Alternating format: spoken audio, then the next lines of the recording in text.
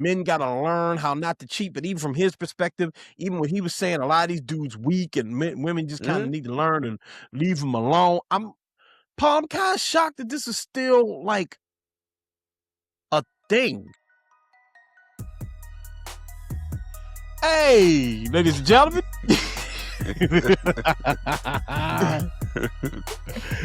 What's happening, people? I'm Adam Butler. That's Paul Spann. Paul Blackman Spann in the building. You tuned it too. Mine. Oh man, wow. I was there with it. Say it. It's still the MSR. Still the show. MSR virtual edition. AKA Mindstream Radio. For all the people that didn't know, it's still Mindstream. It's still MSR. It's still Mindstream Radio. It's the MSR pod. It's all of it. It's the same old show you've been listening to since 2008. We just old now. That's all. Yeah, that's it. And minus a lot of the beauty tonight because Nargis won't be joining us. Yeah, we don't have. It's me and P rolling solo tonight. We roll dolo from state to state. Dolo from state to state. My favorite part of that whole movie, bro, is when Method Man, when I guess his T-Bars come home and Method Man sitting up on the counter looking all wild and shit. Right. And he like, he what you doing in my motherfucking house? And all that shit, right? The nigga start talking his little trash. And she say something and his boys that he got in there, kind of rise. We go, Kim, my niggas, Kim. Oh man. There's quite a few wonderful jewels in that movie. Oh yeah, no, that's really not the best part, but it's one of my favorite parts. Kim, my niggas. This is stupid shit, man. I still want one of those camouflage outfits that Method Man had on. Method Man was flying that jump. Method Man was fly. Yeah. Everything about that movie was incredible. Yeah. But the plot and the acting. Exactly. Yeah, the visuals, everything else, the everything, the soundtrack, the everything, but everything. Yeah, Nas need not ever act again in his life. Listen, Method Man is Method Man is a lot better. He wasn't garbage in that movie, actually. You know what I'm saying? Method Man actually was never a bad actor in my opinion. He played himself a lot. He really blossomed when he was on The Wire. He really I think he learned a lot about acting on The Wire, working with David Simon. So I'd be curious to know about his acting journey. But anyhow, we in the building. We got some stuff to talk about today. So we're going to get to it in a minute. But before that, let's get to the stuff. If you following us, go ahead and follow us. If you haven't followed us, go ahead and follow us. MSR Tribe on Instagram, MSR Tribe on Instagram. Follow us on Facebook, Mindstream Radio on Facebook. Follow us on Threads, MSR Tribe. If you're watching us on YouTube, thank you so much. Go ahead and like and subscribe, hit that notification bell. Go ahead and comment, do all that stuff, share the channel, do all the things. We appreciate everybody that's been rocking with us so far. It's been a journey, so we appreciate you all. If you're listening to us on podcast platforms, and we are on all podcast platforms for you traditionalists out there that just want to listen to the show, you can. We're on Apple, Spotify, all of that. If you're listening to us and you haven't already, go ahead and subscribe to the show, and rate and review the show. All right? All right. So, P, I kind of want to jump right into this one, man. So let's get right to our first topic, or our topic of the day. Let's talk about your boy Clifton Powell in the men's panel. All right. So you all probably have been seeing this clip floating around on your timeline. When we saw it, we thought, man, we probably gonna have to talk about this, considering what we've been talking about for the past couple of weeks. It kind of fits perfectly. But if you have it, here's a clip. When you hit your 60s and your 70s, I want to be right. Okay, but let me. I want to live my life right. I want someone to take care of me and protect me, and that's what a lot of women have issues with. Because I'm living it right the fuck now. As I said, I said 60s and 70s. Let me say this. Don't overtalk me. I'm gonna fucking overtalk you because you're talking out of line. But you're not gonna disrespect me. You don't know what the fuck you talking about. I am. I do. Love it. I do. You don't know what the fuck you talking about. Oh, I know. You can't. I do. You don't know it, nigga. I do. I'm good. You don't know what the fuck you're talking about. Fuck out of here. I'm living. You can't tell me what the fuck I'm living, nigga. I'm living it right now. You cannot fix no shit that you don't even know is happening. I think there's a misunderstanding. No, but he's generalized. You can't. No, listen, bro. Let me stop. This is what it is. Let's get to the truth of this shit. You can't fix no shit unless you meet somebody who is on another level to help you elevate to understand. I'm not indicting. Okay, so that's DC's own Clifton Powell versus Joseph Irvin. This was a men's panel, sort of in the vein of what Kirk Franklin's been doing, honestly. One of these brothers celebrity brothers sit down, talk about, men's issues, things like that. I have a lot of thoughts on this panel. A lot of thoughts, Pete, on this panel. And we will get to the argument in a second. But just real quick, I know you just looked up everybody that was on the actual panel, and the name of the organization is called Sister Song. Sister Song. Yeah, that's whom was sponsoring this discussion, and whom in collaboration with Consciously. Consciously is a social media. I don't know how to describe dude. Activist, I guess you'd be an educator. Smart dude. Shouts out to Consciously, but him and Sister Song put this thing together. Great. Who else was on the panel? It was Kendrick Sampson, Clifton Powell, like we already discussed, Luke James, Conscious Lee, J. Alphonse Nicholson, actor, Laith Ashley, Euro Got It, Joseph Irvin, who they had the exchange, and Daniel J. Watts. Okay. Yeah. I think J. Alphonse was the dude from Insecure. I might be wrong, but anyway, not important. All right, so this panel, he's a dude from no, it's not J. Alphonse. It's not his name from Insecure. Yeah. Okay, that's the other dude. Anyway. Okay. So, what are your thoughts on this panel, B? I got a lot of thoughts. I don't really want to go. I don't want to just start talking. What were your thoughts on just the panel in general? We'll get into the argument. Okay, but what was your thoughts on the panel? I found it interesting. I found it, honestly, it was very interesting. You know what I'm saying? I think it covered like dynamics. Obviously, it had a gay guy up there that had a transgender male, correct? And I hope I'm saying that right. A transgender male, and hopefully I'm saying it correctly. You are saying it right, bro. You got it. Because it gave so many different perspectives. Now, in general, I think whenever these conversations are entered, even when they're entered on behalf of anything, there's going to be, what that is. You know what I'm saying? There's going to be people that want to talk and want to be heard and want to be seen and all of those things. There's going to be, I think, human nature will make you think of if someone is pandering, if someone is trying to grandstand a bit, it makes you think of all of those things. But I think the panel was interesting. I think it was diverse and reflecting, different people from different age groups and different backgrounds and all of those things. And I think it was just indicative of real life, and ultimately how much we all honestly just don't know is what I truthfully think. You know what I'm saying? Even in our attempt to know more, especially when it comes to patriarchy and everybody's ideology of patriarchy, and listen to everyone try to deconstruct that and try to listen to one another and come from different perspectives and still, not completely understanding. You know what I'm saying?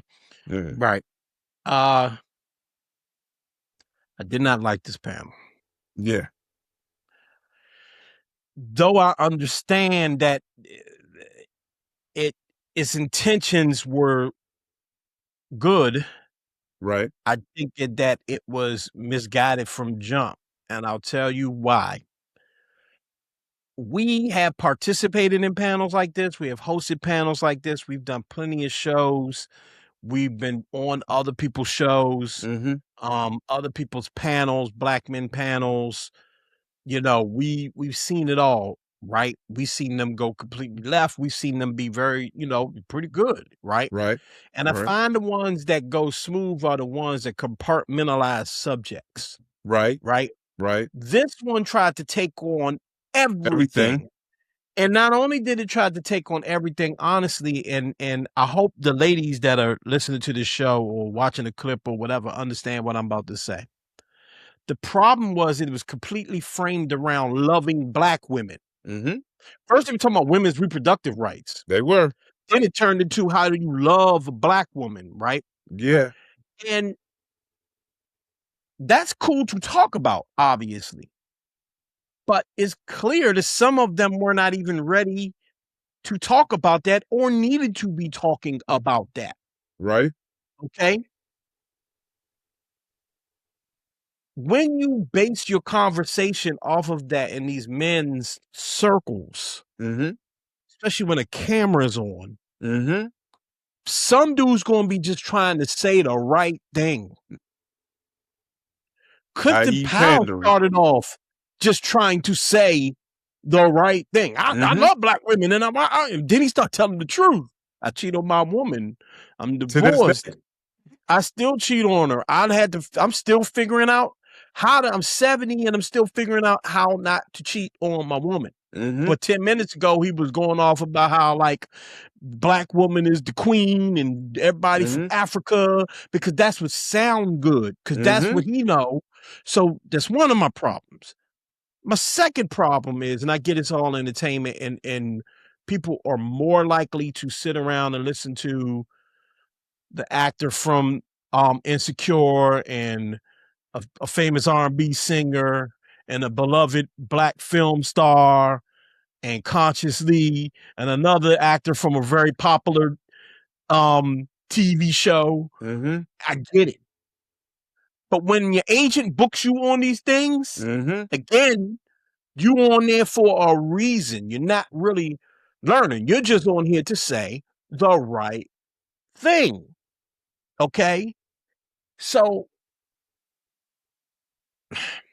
and I feel the same way like about a lot of them like Kirk Franklin joints too. No disrespect to anybody, because I get the sentiment. I do, Paul. I understand what they're trying to do. We made this mistake too. Hey, y'all, we're going to do a conversation about dating black women, and this shit goes everywhere. Right. You got to compartmentalize it, right? So they talking about therapy. They talking about women's reproductive rights. Even some of them, you could even say, okay, well, let's get back to women's reproductive rights. Right. This nigga talking about how he need therapy. And the other nigga talking about, and then we get to it, how he's a homosexual male who dates men, obviously. This is not the problem, by the way. None of this, I'm just trying to paint the picture here. Who has a mindset of men from dating men, and then also has a mindset of men from how he's been treated, especially by older men. That's a conversation worth having. Right.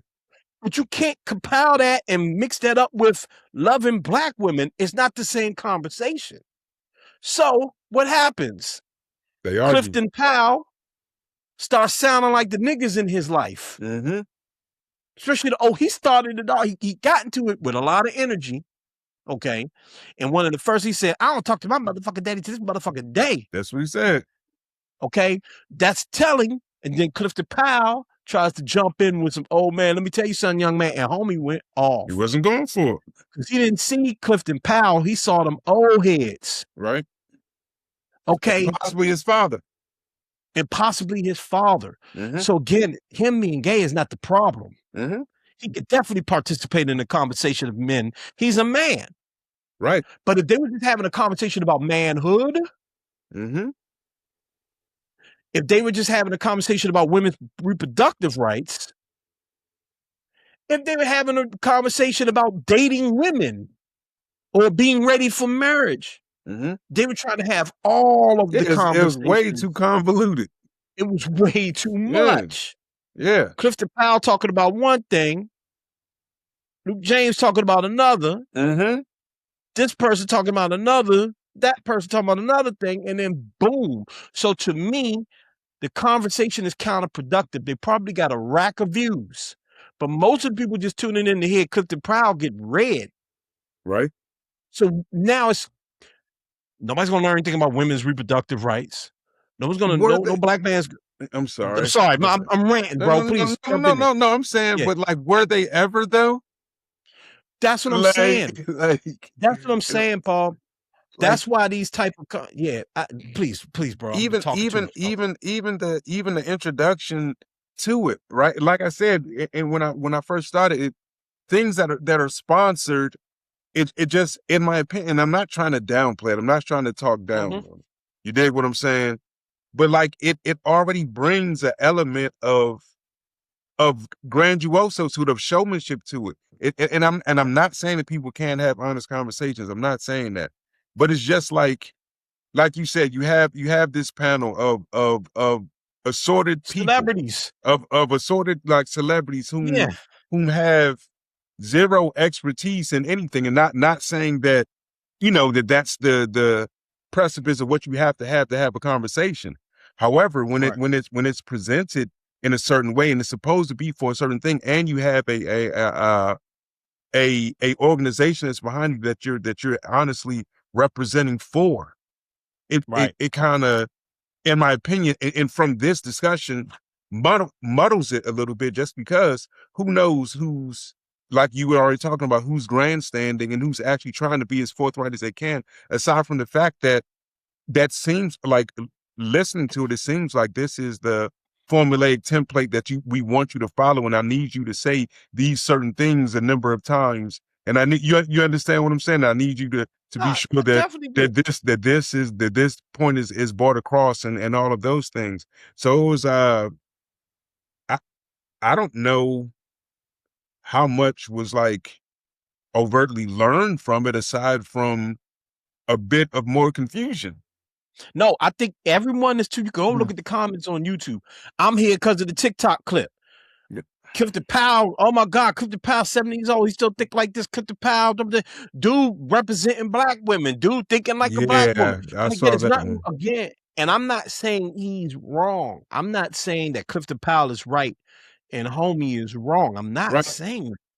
Again, if they were having a conversation just about manhood, right, then that conversation, that little side quest they went on, would have merit. They supposed to be talking about women's reproductive rights. And from women's reproductive rights, they were supposed to be talking about how they can better support women in that. So that's the conversation that me and my wife had on my old pod a couple of years back, when I talked about what happened, you know, what things that went on with her during our pregnancy, right? That conversation, right? That's supporting a woman doing abortion rights. Do you support them or not? Why you should support them or not? Why you should support a woman's autonomy and her and her total control over her body, right? Over the government. That's the conversation. Again, these conversations, like any conversation, is going to go different places because people bring up different things. Right. Clifton Powell bringing up, you know, and he just trying to say stuff because, again, you mentioned something, Paul. Were they being prompted or coerced to say certain things? I'm not sure about that. But what I do know, again, from being on these panels and doing certain stuff, that when you in front of the first off, dudes never go. If it's a crowd, dudes never go to these things. Men never go to these things. Men aren't watching them. Men aren't going to them. No, and I should say, let me back that up. Ones that are earnest, dudes go to, like the thing that Vic and Black do, the burger bar thing. You know, men will go, but when it's like men sometimes don't go to these things, basically what I'm trying to say. And when you stand in front of a crowd of women, sometimes dudes just start wanting, again, get that moment off. And forget women for a moment. Just in podcasts or just in panels in general, especially in today's world, people looking for that, you know, that mic drop moment. Right. I said that thing, right? You can always tell when somebody feel like they said something because they'll go afterwards. You know, they'll say something, go, you know what I'm saying? Like they felt like I just preached. Smacking the backboard. I just like smacking the backboard, bro. Like slapping the backboard, bro. Spiking the ball, high stepping. I just did that, right? So again, and it's human nature. So I'm not saying anybody's being disingenuous up there at all. I'm saying the conversation was wrong. They started the math equation off wrong. You started off wrong. The beginning. Rest of it don't even matter. You wrong. You missed 2 + 2. And the equation is done. Okay. So I definitely get irritated by stuff like this. I think you all could probably tell how irritated I am because one, P,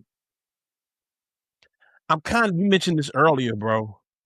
I'm kind of shocked that that this is still a thing. I know we talk about things on this show, but I always feel like we kind of like advance in the conversation. I'm kind of shocked that it's still like even some of the stuff that was being said, men not at home with the kids, you know, men cheating, everybody. It's just this assumption that like dudes got to learn how. That's why Cuz got so fired up. I get it. Men got to learn how not to cheat, but even from his perspective, even when he was saying a lot of these dudes weak and women just kind of need to learn and leave them alone. I'm kind of shocked that this is still like a thing. Should I be though? Yeah. Well, not completely shocked, but I'd say this. That was like even my point about what the ultimate end factor is, because you're listening to people. Like I said, there's one guy trying to explain the systematic throes of patriarchy, like, and trying to explain to go, well, listen, give me a hot second to unpack this, because what I'm saying is, like, understand, we don't even understand the 4 throes of patriarchy to even know where our place is in it. Because that's homie from Insecure, right? That's homie from Insecure that was saying and the other dude with the locks. I don't know. I don't know which one is consciously. Yeah, he's consciously. Yeah, with the locks. Yeah, because the other dude in the black was the rapper dude. Whatever. But he's saying, like, I'm trying to say to you, and mind you, a number of people couldn't even completely get their thoughts out because they were getting cut off, and you know, Clifton Powell was interrupting everyone to continually say the same thing over and over. We need to go to therapy, because that Bama just learned that like 3 weeks ago. That's what he got. That's all he got. That's all he had. Therapy. Literally just learned that 3 weeks ago. So my man couldn't let that go. That was his pony. He was riding that joke and into the ground. Like, we still telling niggas to go to therapy. And that was so like mind blowing to him. Like, that's not, bro. I'm 48 years old. In therapy and different things with my parents when I was 13 and 14, and I am 48 years old. Right. Like I said, even that, like sometimes even some of that conversation was still more patriarch driven. You understand what I'm saying? And without them even realizing it. Yeah. You know what I'm saying? Like even like, I was just like, so like sometimes like these things, man, like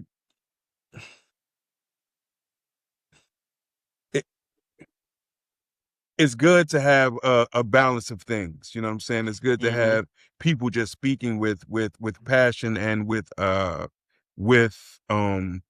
forthrightness from what they have experienced. But it's also good to have leverage with, and I guess that's whom Conscious Lee was supposed to be there. But it's also good to have people there with more direct expertise and like you were talking about, sticking to an actual thing as opposed to the like that conversation. I mean, it's like it was like a pinball machine of conversation. I'm right here with it. I'm over here with it. Now we're talking about this. Now we're talking about this. Now we're talking about that. So it was, it's I don't know. I don't know how productive it was.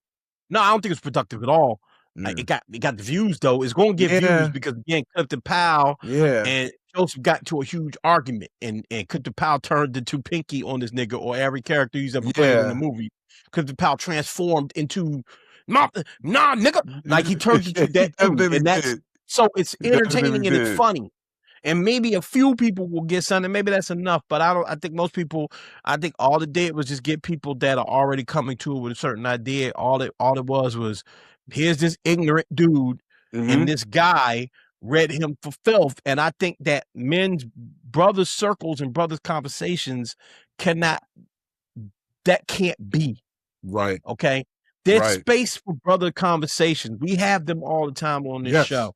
I'm a big advocate for brothers talking. In fact, I think brothers need to talk about brothers. Black men need to talk about black men with each other. We don't really need to have a conversation about how to love black women. One thing Clifton Powell was right about, and a lot of them were right about, is how do I love you when I don't know how to love myself? Right? Everything can't be framed around dating and how to conquer a woman and how to convince a woman that you're good. It can't be that. It needs to be, how do you know that you're a good man? What does being a good man mean to you? What does it look like? What does it look like for your son to be a good man outside of women? That's why Joseph's opinion was valuable, because he's not interested in women. Right. Okay, so his opinion was certainly valuable, but again, the conversation is framed around how to make black women, because they weren't talking about reproductive rights. How to make black women feel good around you and feel cool. So you have no choice but to pander, because you got to just say the right thing. You might as well just be an audience of them, and that ain't what black women need. Black women I assume they don't just sit around talking about how to love a black man. Right? Maybe they do, maybe they don't. I don't think they do. I don't think that's what their forums and all that are about at all. They talk about loving themselves. They talk about bettering themselves. They do vision boards. Y'all have heard me talk about this a billion times. There's definitely room for that conversation. But what frustrates me is the moving backwards. It feels like we still in the Civil War phase of this, the gender wars phase of it. Black men don't like black women don't like black men, and what that creates is black men that stand 10 feet tall, stand 10 feet down in the ground on that, right? Well, you ain't that, I don't fuck with you because y'all be doing this. And black women that do the same, or black people that choose to scold black men for not being where they are. Okay. So that's where I want to take this for a second. Clifton Powell, I don't know why you would ever invite Clifton Powell to any kind of, God bless him. Bro, when I worked actually, I'll tell that story later. Clifton Powell's Clifton Powell, right? But if you get through him cheating on his wife and all of this shit, what he was saying was, I come from a generation of people. That's why therapy was like such a miraculous thing to him. Mystical. He is a 70-year-old man. Okay? He is a 70-year-old man. You can want them to be different, but they are who they are, right? He comes from an era where he felt like his parents didn't know how to love. He never learned how to love. Okay? Isn't that understandable? Right. Isn't that something, to your point, and I'm asking you, well, not asking you, throwing it to you, like you said, having a professional in the room to go, well, let's break that down. Maybe the young people don't need to talk right now. Maybe listening to this dude can help you repair your relationship with your father. I'm not talking about Joseph, I'm talking about anybody. Right. You know what I mean? Maybe we need to help him unpack something right now instead of jumping down his throat and telling him how lame he is for being a 70-year-old that never learned. You know what I'm saying? Right. Yeah. And gain from his perspective and the scope of the conversation. Like you said, if there were the balance of having someone that could interject that, right? Because what he's talking about is valuable, but also if there's a younger, like for me, I grew up in a very loving household. You understand what I'm saying? I grew, even though it wasn't like traditionally with my birth father and my mom, I still grew up in a loving household with my father and my mother. And like I said, I'm my age, so that even Clifton Powell's story isn't everyone's reality. So the same way that those younger guys that like what they've known and what they've experienced, even the things that Luke James is trying to like express about love as even conquering that ideology. How do you love? That was like a great. How do you love? So how do we love a black woman? Like that's right. What? What? You know what I'm saying? Right. While trying to unpack patriarchy, of which I don't even think everyone completely understands, because they don't even understand where some of the things that they're talking about come from. Because ultimately, even in having these conversations, we should be focusing on people, be you male or be you female. What traits can we, like, obviously we're men, but we can see there's a wide range of men. You understand what I'm saying? So like even progressing the conversation forward past those parts and talking about the elevation of people in general, you as a man, you as a woman, that like, because some of the stuff but there were no women there. So that's what I'm saying, Paul. Like there were no women. It would even make sense to me if it was a male and female panel, right? If there were male representation and women representation. There were black women at the table. If we talk about what women need, you got dudes going, let me tell you what women need. Yeah. Yeah. So that's wild. Yes. Okay. So, and one guy, anyway, I think my frustration comes from these conversations are important, and y'all have heard me say this on the show a billion times. I admire black women for going off away from us and having these conversations. It doesn't matter if they're gay, straight, whatever. It just means women are having conversations about womanhood, whatever. And again, it could be compartmentalized. It could be about one small thing about womanhood. It could be about the larger ideology of womanhood, whatever. Right? We don't do it. And then when we choose to do it, again, not just talking about the brothers that are like, again, Burger Bar and people that are doing all the dope work. Okay, so I want to act like these things don't exist. But sometimes we choose to do it on camera. And that's not a conversation for black men. Again, it was never meant to be, by the way. It was meant to be a conversation about women's reproductive rights. They were there when their agents reached out to them and said, hey, I found something for you. This is how it went. Okay, yo, the brother consciously got this thing going on. Let's try to book it for you. I think it'd be a good look for you. Right. Homie from Insecure, you about to be in the Michael Jackson movie. You playing Quincy Jones. Dude from the stripper TV show. You know, the season coming out. You're an actor, you're a working actor, you want to be in your social media dude, you're this, you're that, you're a rapper, whoever. You Clifton Powell, just a good look. Right? You went on there, the whole #1 mission was to go, I'm on here to talk about women's reproductive rights. So what I'm here to do is to make sure I support black women in every way. And the most obvious one was Clifton Powell. Okay, because he only had like 3 lines, basically. Okay, again, there's nothing wrong with that. That's actually dope, right? To your point, they needed someone to moderate that thing and just keep everybody on track. Like, y'all, we talking about women's reproductive rights, y'all. Y'all niggas talking about your daddy and your ex-wife and your mother. We're talking about women's reproductive rights. Get on track. Okay, they needed somebody. Cool, whatever. If you're going to have these conversations about men, you need to be serious about them, because if you truly believe that black men do need the help, that we need the help that everybody say we need, that everybody thinks we need, think that we need, then you have to have the conversation in an earnest and honest way.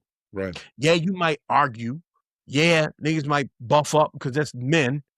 But at the end of the day, it has to have a point to it, because you're trying to save black men. And another way you need to do that, Paul, is you got to have black men that aren't just there to talk about how wounded they are and how terrible we are and how we got to do better.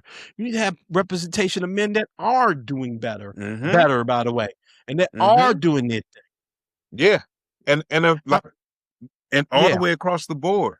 Because, like I said, even some parts of this conversation are backward thinking. Like even the part, like we're still talking about, and obviously I can relate to my own situations as rearing a son, and having to assume certain roles because his mother was just different in certain areas, and having to assume and being sure that as a man, I taught my son about compassion. As a man, I showed him direct love. And even like when I talk with my son, you know, like I always tell him I love him. I've always hugged him. I've always done all these things. And I'm not saying it like, cause it's so mystifying and I'm so out of the box. I don't even mean it that way. I mean that that's just what I've always done. You understand what I'm saying? And there's a host of men that have done these things for years. You talk, last show about your father and how he cries at the drop of a hat, whether it be for something good, whether it be for something bad, and there was never anything that he shied away from allowing you to see that emotion. You understand? And you're see and you now, and that's how patriarchy is affecting you. Masculinity. That's how it's affecting you right now. You understand? That nigga song. Yeah. You know what I'm saying? Go ahead, you would have fit right in on that panel. But hey. but either way, but seriously, like I think like you were talking about, some of these, like, while these things make great talking points and they make entertaining banter, some of these even the conversation elements are backward. Like there have been so many people that have had progressive lives and progressive conversations on this just because things have changed. And not saying that it's not noted to revisit things. It's not noted to talk about the epithets that the past has had on, but it's also good, like you said, to bring gravity to it and also know that there is a younger sector of and I'm not talking about 20 something years, but there's like I'm 48 years old and I know that for the 26 years of my son's life, those are certain things that I've been teaching him. You understand what I'm saying? And yeah. I'm not saying that I'm some type of unicorn, but because I talk to you, I talk to other fathers that maybe they may be traditional role fathers that are with the mother in the house, or fathers that are, you know, are fathering differently, but effectively fathering. You know what I'm saying? So like sometimes I get frustrated with the backward element of conversation and people not even understanding patriarchy, to whereas even in conversation we move forward, because sometimes our conversation sets the same thing that we're trying to combat directly back. Yeah, we talking about into a small portion of black men. I'll say it. Yeah, niggas can disagree. Anybody, y'all can disagree with me. If you want to believe that most black men are just these man children that can't figure out nothing and aren't worth shit and need therapy and everybody need therapy, but you know, and need all of this and need these slaps on the wrist, then fine. Your experience is your experience. I'm not going to deny your experience. I will say it's your experience. You know, you deal with your worldview and your scope is just as small as anyone else's, by the way. You know what I mean? We all tend to date the same type of people and same you know, when you really look back and you think people they're kind of the same kind of person. And a lot of this is really framed around dating, which is one of the points I want to make real quick. And I got an idea too, but the point I want to make is we men, it's like got nothing to do with women. Women, I appreciate you if you're listening to this. We aren't talking about women right now. Real talk. Okay. Learning how to love you is vitally important. And learning how to love you does not mean dating you. I don't need to love no other woman, real shit, but my wife, my daughter, and my mama. Okay, those are the only women I gotta love. But what I do need to do is be in community with women and black women. I still need to be supportive in there. So of course this conversation means something, but everything can't be framed around like how good of a dater you are, or how good of a lover you are, or how suave you are, or how nice you are to black women for purposes other than just pure support and just being a decent person. Right. Okay. Everything can't be framed. And I find that these conversations are always framed around impressing black women as opposed to living with black women in a community. That means everybody. That means the 90-year-old grandma. That means the little girl. Okay. It means your wife, your sister, your mama. It means their friend and their friend and their friend and their friend. Right. So there's that point. I got an idea though, Paul. It just came on. I think you might know what I'm about to say here. And I'm dead ass serious about this. I don't want this to be a thing we just say and then we never do. We need to have a men's panel on it. We need to literally get about 6, 7, maybe 8 dudes together, and we need to do our own. And we do it soon. Like, we need to figure out how to do it, like, in the next couple of weeks. We get some brothers together on camera. Hey, Black and Vic, come on through. No doubt. You know what I'm saying? Whoever else, Tony, whoever, let's get some brothers on camera. Let's sit down. Let's have our own round table. And let's have, and again, this isn't the shit on Kirk Franklin or what's the name of the organization again? Sister Song. Sister Song. It's not, I'm not challenged. It's not like some challenge. We're going to do it better. But I just think that these conversations, we need to get a bit more nuanced. We need to stop being so broad. Yeah. With the topic. Yeah. Okay. We should have a conversation about Black men in therapy. We should have a conversation about Black men in health. We should have a conversation about Black men in self-esteem. We should have a conversation about being a tired Black man. We should have a conversation about Black fatherhood. But we should have a conversation with the queer community. You know what I mean? Like, seriously, we should have separate conversations about different elements of Black manhood. Right. We should have these conversations, you know what I mean? But I think we should do one, and I think we should do one soon. So listen, man, I can rant about this all day, P. Right. I didn't like the conversation, and these things really do frustrate me. They do frustrate me because all they really got out of that, and I'm sure they're gonna love it. And it's like, look, it's like the Kirk Franklin joint with I forgot the rapper's name that him and Jonathan Majors kind of went back and forth a little bit. Right. I mean, read the Bible. I forgot homie name. You know, okay, maybe you do need those viral moments to get people the food. I understand that. I'm just not quite sure people are getting it because I'm not sure you're getting the audience that needs to see it. Okay. Right. And I'm not sure that people really watch past the Clifton Powell read. If they didn't fast forward to it, watch it, go, yeah, and then move on. So, hey, consciously or whoever you want to come on the show and talk about it, I'm down, man. I'm not challenging anybody. I didn't think it was valuable. Yeah. I didn't learn anything about women's reproductive rights. Yeah, I don't think that it was like set up for you to learn about women's reproductive rights. And I think that the way that they, but also even within the construct of all the conversation that you talked about, I think it's overtly important to talk about, to really learn about patriarchy and learn about our position in it and learn about it in general, and know that, like, even like I said, not to harp on what he was talking about, he was trying to explain that this is a world epithet. This isn't even something that's solely upon the Black community. You understand what I'm saying? Like, this is a construct that the world runs off of. And when we begin to understand that and then be able to critically think and deconstruct that within our own brains and knowing how it affects us. Like, me for years, I've always talked about, being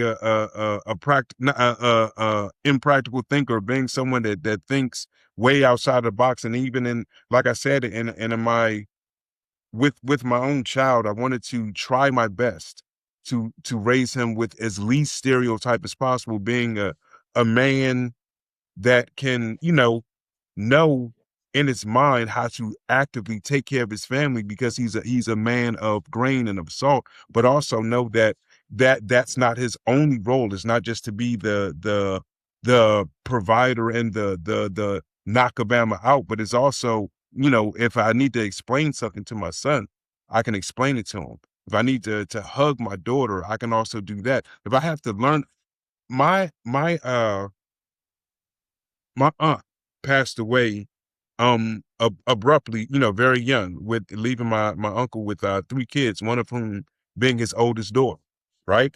So he's there and having to learn on the fly a multitude of things, like even how to do, and I know you're going to know about these things, being the father of a daughter, learning how to do hair, learning how to tap into your softer side to be able to express certain things. Like, obviously your daughter's going to gain many things from her mother the way that she should, considering that she's a woman and all those things. But there are valuable epithets that you could also contribute from a man's perspective, like being a man that's sensitive, not in congruency with I'm acting like your mother now. No, I'm acting like myself in your life.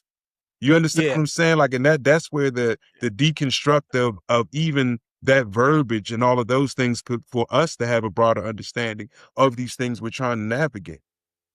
But what if we don't need a broader? So, okay. You know, I agree with you. So, right. Not challenge. One that makes the assumption, again, we be working off a small population of us. That's why we need more voices. We actually need voices of nothing but married men, voices of nothing but fathers, voices of a bunch of therapists sitting around, voices of a bunch of gay men sitting around. We need all of them. We need, like, we need to stop mixing up the bag of people, okay? Because we get stuck in the mud. Now we stuck in Clifton Powell's 1970s and 80s problems when we try to discuss 2026 issues, okay? Right. All right. We make the assumption that men aren't doing what you did, Paul. Not you. You aren't making that assumption. I'm talking about people in general, right? We're making the assumption that there aren't dudes out here that paint their daughter's nails and do their hair and do all these things. We make these assumptions like niggas still need to learn this shit. It's like when I hear black people got to do better. What do you mean? Black people are doing amazing. Black women are the most educated motherfuckers in the world. So when every time I hear that we got to do better, that's some shit niggas needed to hear in 1975. And it meant do better because we needed to fight this revolution and get rights. And you know what I'm trying to say? So I don't like when we talk about ourselves in a monolith, and I hate when we keep going back. That's one. Okay. Two, people want to tackle patriarchy. That's fair and fine. But how are a bunch of niggas going to sit around talking about patriarchy when you don't have a woman at the table telling them about how patriarchy affects them? So you got a bunch of dudes trying to break down some shit that you made very clear they don't even really understand. That's a conversation for black women. Manhood is a conversation for black men. Right. So we could talk about patriarchy. I'm not saying they should not be talking about patriarchy. I'm saying that it's not surprising to me that the conversation, this has been my last point on this. It's not surprising to me that the conversation went nowhere, right? It is kind of like a bunch of white guys talking about racism. But you don't have anyone there that can tell you about how the racism that you practice or you own impacts me. You're just doing a bunch of assuming. So it's real easy for one dude to say, let me tell you how patriarchy impacts black women, and another dude to go, for example, Clifton Powell, after he got all fired up, right? The one dude, the trans gentleman, right? I hate to describe him that way, but that's, just so you know who I'm talking about. He said that black women know what's best for them. And Clifton Powell's response was, I don't believe that. Right. It's not that black women don't know what's good for them. That's why we need therapy. Right. But if it's a black woman up there saying, no, God damn it, I know what's best for me. And let me tell you how you thinking that I don't know what's best for me impacts me. That's a conversation. That's the hard conversation that some dudes need.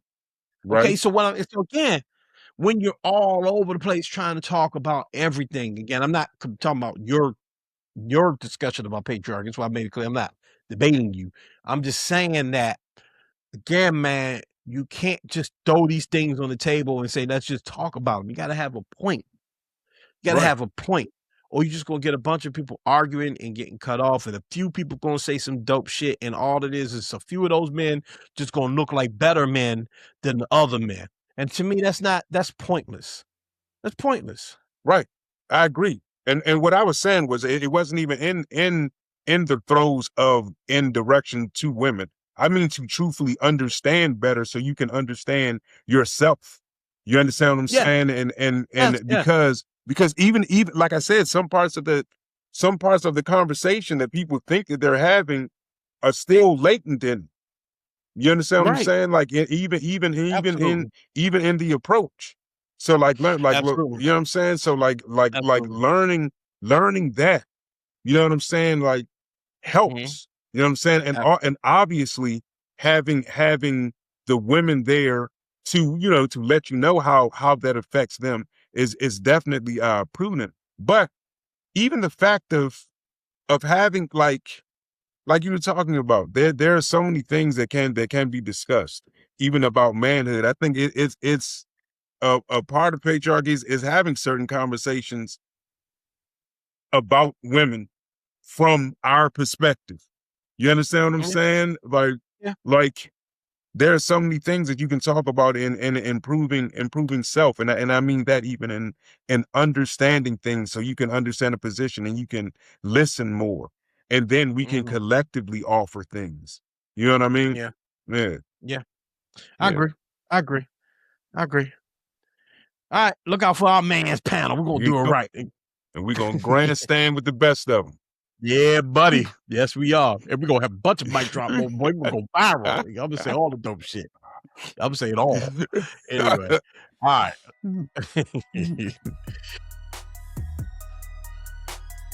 All right, P. There's a couple of quick things before we wrap up, man. You watched All-Star. You watched the All-Star game, right? I watched the All-Star game. I watched certain parts of All-Star weekend. I watched the actual game because I wanted to see that how that little format was gonna go. You saw that nigga fall in the dunk contest? I did. And that's the portion of the dunk contest that I saw. It was that yeah. All-Star weekend nowadays is overtly disappointing, and it's really sad. Even in now, mind you, I'll say this about the way that they did that the All-Star game, the actual game. I'm not talking 3-point contest was like that because it's always a 3-point contest. And you can't mess up with a shooting contest. You know what I'm saying? I like the format of the All-Star game because it did bring that level of competition back to it, like having the world against USA and then having the young heads against the older heads. It really made for something fun to look at. And while that's awesome, I'm glad that they did that experiment. It still sucks that this is what we have to do. Because back in the day, all you had to do was have the East against the West and have people come there and show up and really just actually play. And it made for a great weekend, and it made for a great All-Star game. Like I said, that new format, it was cool, and it was competitive. Like Wemby was very serious out there and setting the tone. But it still sucks as someone that's been watching the NBA for so long. It just sucks that this is where we have to go. Like every year is something new that they have to try to make people be competitive at the sport that they play and make millions of dollars playing. It's that element of it sucks. But this was pretty interesting and competitive. Yeah, I did not watch any of it, but I heard the All-Star game was pretty good, like you just said. Yeah. You know, the All-Star game, all of them actually, football, basketball. I obviously don't watch like the NHL All-Star game, and I rarely watch the MLB All-Star game. But I do wonder if the idea of an All-Star weekend, which is still it's not like the All-Star game in the weekend is like 100 years old. Like we're talking about like a 50-year-old thing. Right.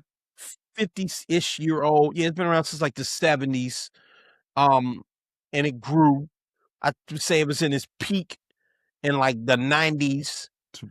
You know, I would say like by the mid 2000s, real live, like once Melo and Bron and them got around, not to blame everything on them, but once, that newer generation of player got in and Kobe was a little older, the game started falling off, and even a little bit during Kobe's time, so that, and the dunk contest has been hit or miss for a very long time. And honestly, I think it's just sadly, we pretty much have seen all of the dunks. We've seen them all. And it takes a dude like Matt McClung, right? A guy don't got nothing to lose, and all he do is practice dunks to get in there and really do it, because again, the superstars ain't gonna do it. We can break down why it's messed up all around, but yeah, I do have some hope. I got no hope for the NFL Pro Bowl. I think they just got to stop doing it. The dudes don't want to hurt themselves. I can actually understand it. They can do more skilled stuff out there. Yeah, I heard Steve Young say, they asked him why do you think the Pro Bowl is starting to fall off. He was like, because the hardest I've been hit in my career was in the Pro Bowl. Right. He was like, they were like, well, really? He was like, yeah, think about it. You got Reggie White and all the other dudes on the other side. You're not just playing the Packers. Right. You're paying the best player from every team. From everywhere. You know what I'm saying? They got Sean Taylor roaming around and all these babblers just hitting the putter. Yeah. You know what I mean? So, you know, yes, he was like, that's why I fell off. So I get it. Okay. The NBA, I actually have hope. I'm actually not surprised that you're saying that the young boys versus old heads game was dope and all that, and Wemby was leading the charge. I just think these young dudes got a totally different mentality. I think that Bron, KD, to some extent, Curry, Harden generation, I just think they had a certain mentality, P. I think they were just a different breed of guys. I think there's a lot of reasons why they weren't as competitive. Not obviously not Steph Curry or even LeBron to an extent, but weren't that competitive than generations before, right? And what feels like generations afterwards. I think that you will see a pickup in the game moving forward. I think one of the biggest problems is what I just said, and also you got way too many old players in the league, bro. A lot of these guys got to go ahead and move on. And I know some of them are playing at higher levels than the other. Right. KD is playing at a higher level than Bron right now, right? Bron is playing at a higher level than CP3, who can't even get on the team. These guys got to step to the side at some point. They got to. They got to step to the side. But anyhow, I'm glad the game was good. Get rid of the dunk contest or retire it for like 5 years. Find a way to incentivize the most athletic superstars, right, to participate in it. And if part of it, go ahead. If you can't, then get rid of it. Just get rid of it. But some of that still falls back on the players, because even though, like you said, we've seen all sorts of dunks, but even back then it was more than just seeing new dunks. It was seeing the top people compete against one another. You understand what I'm saying? It ain't been like that in 20, bro. I hear you. I hear you. Right.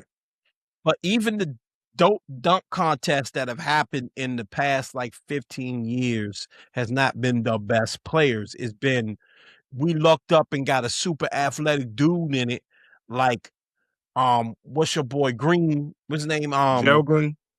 Gerald Green. Zach LaVine and Aaron Gordon was one of the best dunk contests ever. But they're not the best in the league. No, I agree with that. But they're still the topper tier. They're better than the guys that's dunking. Right. That's what I'm saying. But what I'm saying is, Pete, these guys, these kids did not grow up on watching the best player. The best player has not been in the dunk contest in 20 years. You know why? I know why. We all know why. We dare not say it because everybody's going to be mad. Mm-hmm. Okay? Mm-hmm. But that changed everything. It did. 100%. That. So now you got to hope that the best second-tier dude or someone that's just so crazy athletic gets into it that he makes himself a star by being in the dunk contest.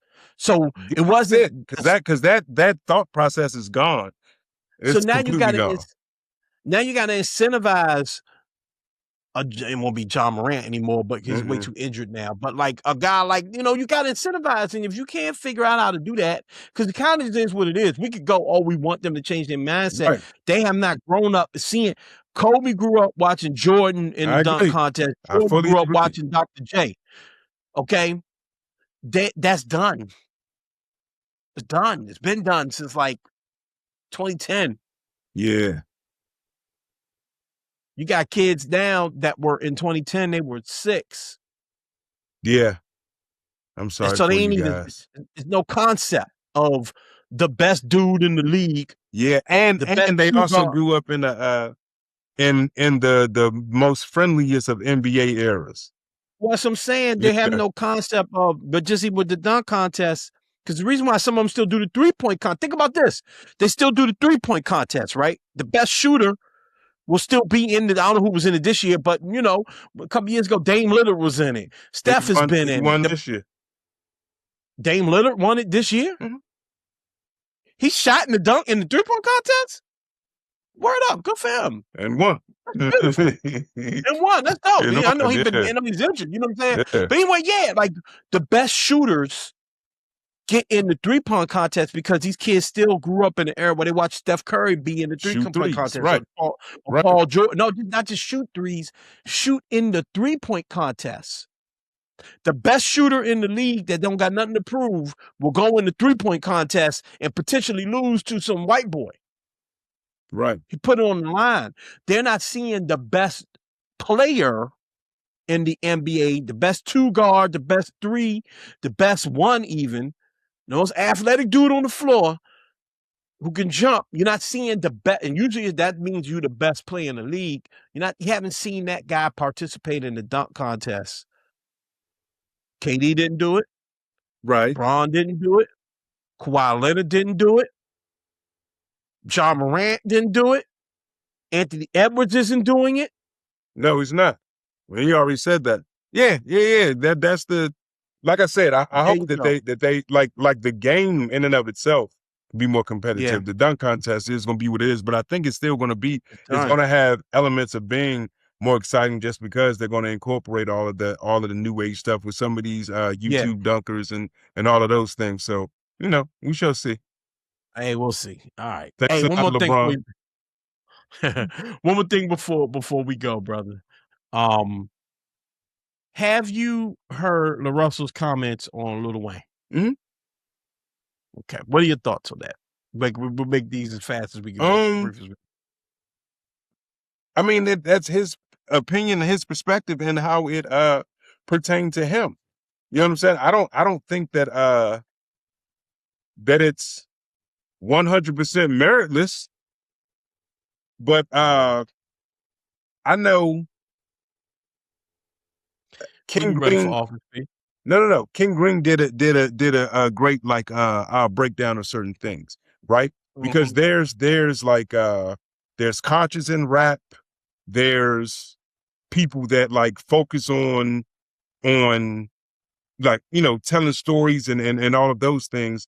But there's like dope ass rappers that actually say stuff. It may not be the most political of things, but like really are saying things. So I think that LaRussell's perspective, because I listened to some of his earlier music, and he was talking about the way the things shaped him in rapping. He did a lot of gun talk and a lot of whatever he thought was formulaic to say at that time. And I guess he went on whatever journey that he went on that caused him to be more introspective and to have his lyrics to be something different. I don't necessarily agree that Lil Wayne has never said anything, but it's not meritless. When you run, I'm going to be the first to vote for you, Paul. Do that. That means I'm good. I vote for you, dog. Got my vote, dog. Got my vote, boy. You man, listen, brother. That nigga don't be talking about it. No, I'll take that back. I'm actually going to agree with Bumani. Okay, shouts to Bumani Amon. He was like, no, Lil Wayne did talk about shit. He talked about being a blood. He talked about fucking the best woman. And he talked about making money. And that's all he ever. Now, to be fair, one of my favorite newer Lil Wayne songs, I forgot the joint, is him and Kendrick, funny enough, but he's telling like a story. How they got set up and all of those things. But it's just basically about him teaching some girl to set up some dude, and then Dot comes on with this little introspective story about being like a jealous lover and all this, like on some Eminem shit. So again, man, yes, he's a great rapper. But I was outside, you were too, obviously. But I was outside when Wayne was popping. I remember Wayne definitely got to a point where you could tell he wasn't writing this rap. Dog, listen to Lady Cop. Not well, a lady cop. That joint. He just Ronnie King, baby girl. I mean it like he's just saying nothing. Yeah. But what he could do is ride a beat and he can rhyme crazy. Okay, and he made his bones off of mixtapes for the most part. And so on mixtapes, you really don't have to talk about nothing. It's just really you just tear somebody else's beat apart. Right. Okay. That's why I think Tip will beat him in the verses, but that's just my opinion. I'll move on from there. Yeah. I told y'all No Limit was gonna win that verse. I told them youngins, hey Paul, I told them young niggas, I told T and Nargis and all them young motherfuckers, I told them, man, no Limit gonna get cash money. I told them. Okay. And I think everybody tripping on the Russell's opinion is tripping themselves. Well, because it's about Wayne. Well, no, I get it, bro. It's about Wayne. I mean, Wayne is a sacred for many people, but it's not for us. Honestly, we don't feel this way. Yeah, I remember you when Wayne was hot. Okay, and I remember you where you were on, and I get it. Okay, but Wayne, for many people, especially guys, just made fun of like people in like Nargis just moving them age range. But for people in that age range, he's the grail. Wayne is the. Okay, so when you coming for Wayne, you know you're gonna catch something. Hey, shout out to you, Prob. I know if you hear this, I know you shaking your head right now. I know Wayne. Okay. I know Wayne is gospel to you. Yeah, especially for hood niggas. It's like Pac. We were coming up. Say anything about Pac to a nigga our age from a certain area. Boy, Pac might as well have been writing gospel in the Bible for people. Okay, say anyway. Yeah. Okay. Pac say. I say the nigga Pac say. I say nigga to this day because of Pac. Yeah, exactly. Okay. And defend it by using Pac as an example. You surely do. Okay, so I get it, man. I get it. Anyway, all right, let's move on. Because Pac said. Can Pac say? I remember it was just like, it was this show. I don't remember. It was like some MTV show. They follow Ludacris around like way back in the day. Like Ludacris was like brand new. And he ran to this homeless nigga, and the nigga kept saying, Pac say, because Pac say. And he kept talking about Pac say. That's right. That's right. Pac say. Right. Yeah. WWPD. Dog, niggas was worshiping Tupac, and they worship Wayne. They do. They love him. Right. Yeah, they love Wayne, man. I fuck with Wayne, but he don't be talking about shit. Shouts to him, though. Anyway. All right, y'all, let's wrap it up. Let's get ready to go. Paul, it's always good to have a little chat with a boy. Most definitely. You know what I mean? Bring it up, have an old school version of mine. You might as well call this one Mind Stream Radio. We're doing Mind Stream Radio tonight. You know what I mean? Appreciate it. Throwback episode. Little throwback, you know what I mean? Might as well be over Largo at the old studio with the little show bikes. Anyway, it's the outdoor equipment. Anyway, don't get me started. Anyhow, we come a long way, bro. Most definitely. Yeah, man. Shout out to everybody that tuned in tonight, man. We'll be back on Friday. Hopefully Nargis will be on the show with us and we'll have something cool. I actually want to ask Nargis about I know you're not gonna care about this, but I actually want to ask Nargis about the America's Next Top Model documentary. I watched it last night. That shit was actually pretty funny and pretty wild. Okay. Pretty deep. So if you get a chance, watch it on Netflix. And that's where I was wondering, because I saw something about America's Top Model up there, and I was like, why they got this up there like it's a new show or something, but it's a documentary about it. Got you. Yeah, watch that, dog. Watch that, John. I definitely want to talk to if Nargis is on Friday, I definitely want to talk to her about that. I'm going to watch so I can match foreheads with Tyra. Yeah, you would. Anyway, shout out to Tyra, man. Anyway, that'll be Friday if everything goes according to plan, all right? Appreciate everybody. Sure. Remember to follow us on Instagram, MSR Tribe. Remember to follow us on Facebook, Mindstream Radio. Remember to follow us on Threads, MSR Tribe. If you're watching us on YouTube, like and subscribe, hit the notification bell, all of that. If you're listening to us on podcasts, and we are on all audio podcast platforms, remember to rate and review the show. Thank you. Thank you. I'm Adam Butler. That's Paul Spann. Black Man Spann, attempting to exit the building. There we go. Remember to be great. Free DC. Elevate us. We're up out of here. Peace.